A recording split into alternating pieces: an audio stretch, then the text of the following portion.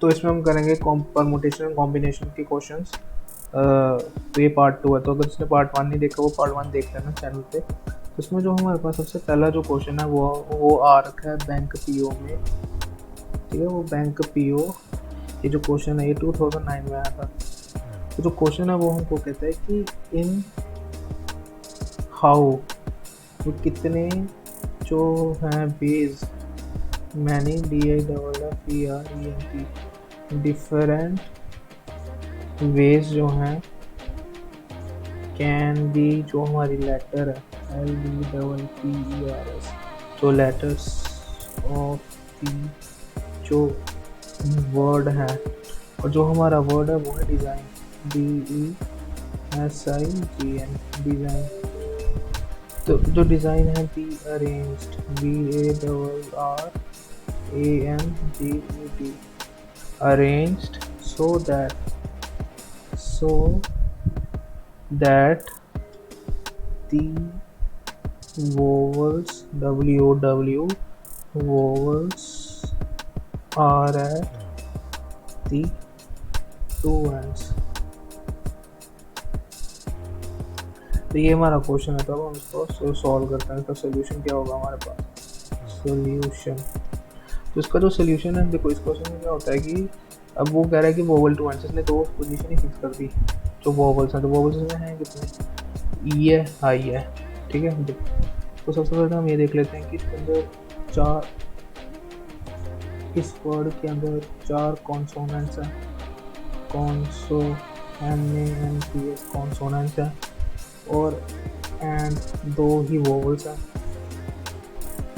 ठीक है, अब क्या हुआ कि at the two ends, at the two ends की जो 2 vowels हैं वो हैं can be, ARRANGED, can be arranged in 2 ways। तो रिमेनिंग REMAING, दो ही तरीके हैं रिमेनिंग। जो रिमेनिंग हमारे 4 लेटर्स हैं, लेटर्स वो कैन बी अरेंज्ड, ARRANGED,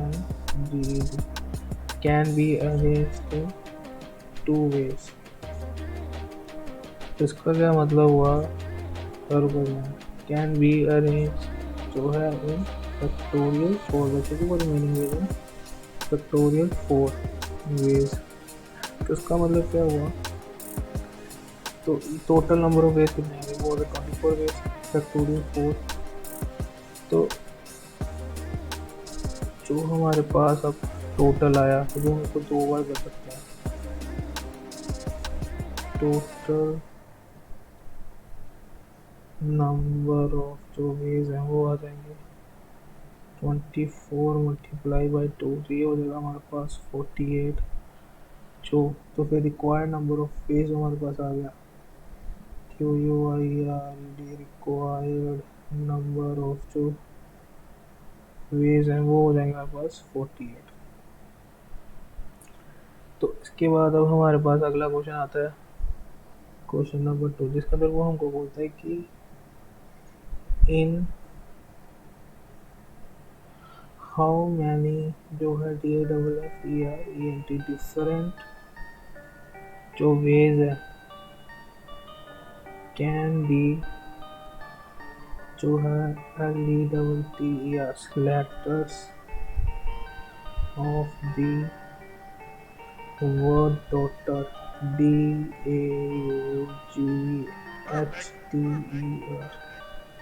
जो डॉटर है be arranged, ARRANGED, be arranged so that जो उसके वोवल्स हैं VOWELS, so that the vowels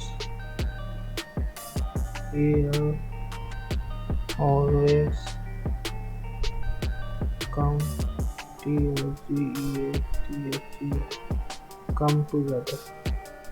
तो अकॉर्डिंग टू द क्वेश्चन अब हम सोल्यूशन कर लेते हैं। देखो भाई, सबसे पहले तो ये है कि वर्ड के अंदर 8 डिफरेंट लेटर्स हैं। ARRENT डबल टी, ये 8 डिफरेंट लेटर्स है, ठीक है। अब वोवल्स की बात कर लेते हैं। वोवल्स कह रहे हैं कि when the vowels VOWELS, when the vowels AUE जो है are taken together, are taken to GEATHER, तब टूगेदर, तो उसमें वो कहते हैं कि